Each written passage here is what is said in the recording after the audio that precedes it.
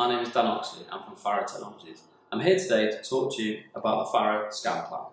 It's a Class 1 laser that is used to create 2D floor plans and diagrams.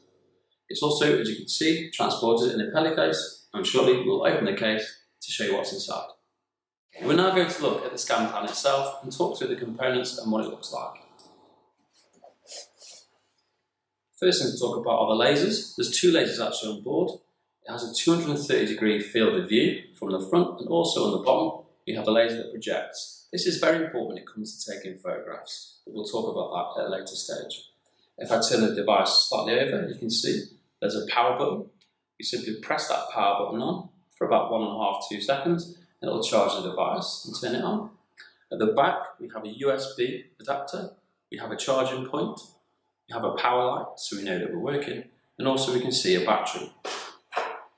The battery is simply removed by depressing to the sides and sliding it out.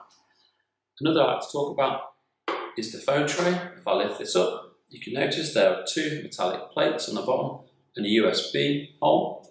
I'm simply going to take the phone, slip it in, and make sure all the magnetic connections connect. On this device, I have an Android, but as mentioned earlier, we have 3 USB connectors. I'll just show you one example of plugging the connector into an Apple device. It's simply a case of looking for the charge point of the phone, placing it inside the adapter, and a push until it clicks. This phone is now ready to be used within the ScanPlan. So now we're ready to use the ScanPlan. I'm going to start the FARO ScanPlan app and simply press on the app for it to load. And we notice in the bottom right hand corner we have a blue icon. I'm going to press the icon and it's going to attach the ScanPlan to the software. I'll get a choice to connect over USB or Wi-Fi.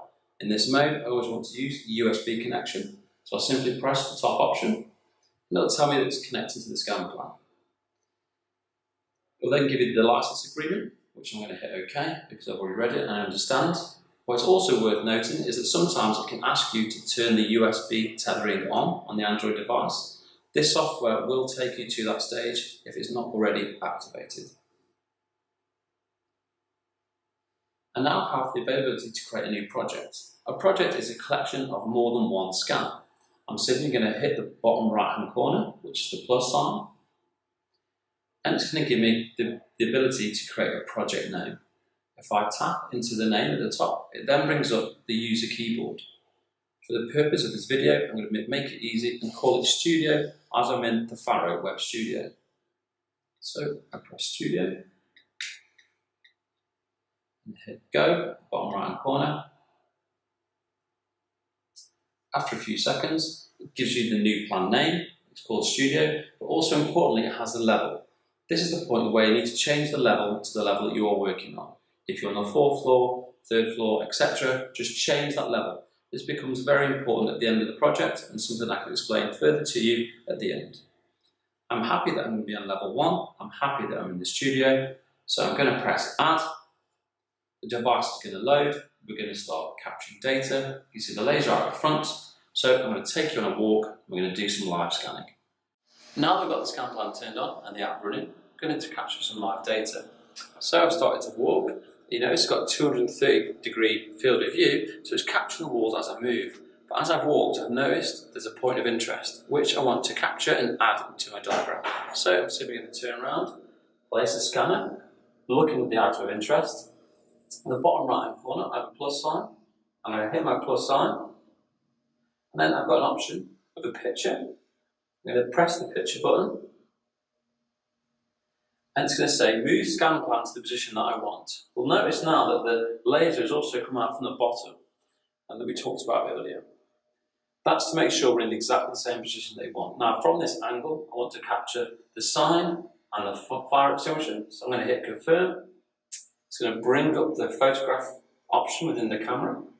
I'm going to just simply press the photograph button, press the tick,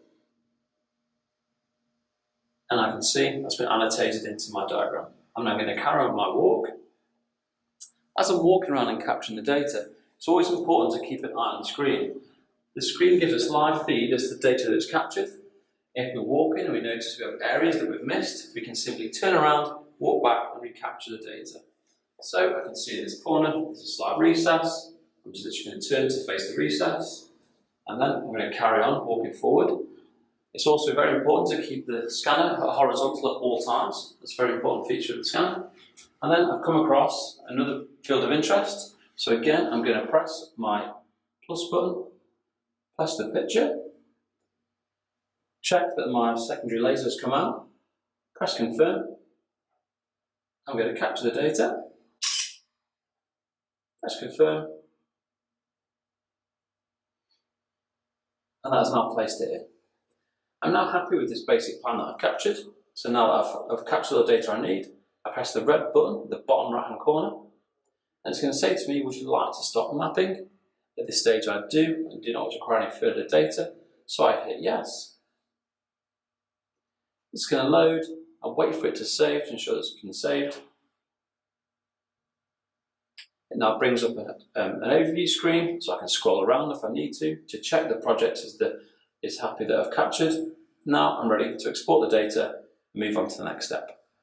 I've now captured all my data and returned to my office. The next step is to extract it from the device. As you can see from the home page, I've got a list of all the projects that I've captured.